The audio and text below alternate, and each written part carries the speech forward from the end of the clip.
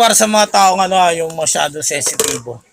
O, diba? Sa totoo lang Alam nyo guys, sa totoo lang, hindi ako mahilig mamaya. O, diba? Yan sinasabi ko sa inyo. Kasi itsura niya. Eh kung maganda ka, kahit sabihin mo pamamaya sa'yo ng tao, maganda ako eh. Diba? Sabihin mo, maganda ako. O diba? Yun lang yung sagot. Hindi niya ako kayang pahiyain, maganda ako. Diba? Kaya lang, ang problema, kaya pag ano, yung mga bagay-bagay na masiselan, hindi na binibidyo. Iba, binibidyo pa eh. Diba? Tapos, ano ba yan? Asan ba yung mga sentido ko mo?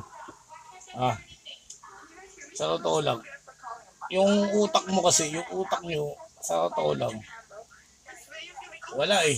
Sa totoo lang, parang,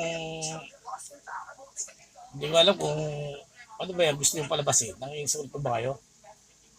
Inaagawa nyo ako ng papel? Kaya tunay na mangyayari. Papel ko yan eh. Magubo.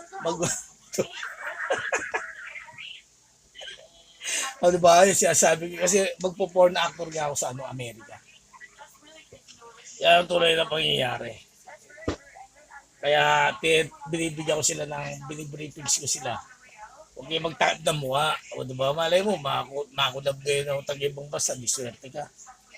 Yan ang tunay na pangyayari. O diba, kung makikita na pinahiya mo yung pagmumukha mo na parang ganito.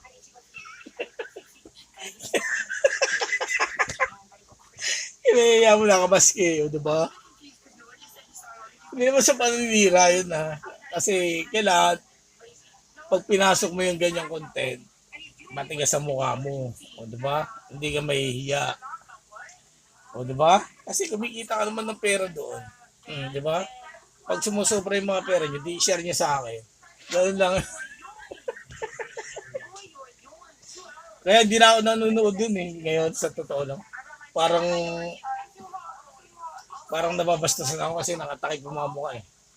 O kaya, putol ang ulo, tapos hindi nakikita, naka-blurred. Kasi manunood doon. O, di ba? Ito, sa kung sino yung nagsusupervise niya sa mga ganun O, di ba? Yun ang i-upload yung mga ganun dahil papasara ko na kayo. O, di ba? Yan.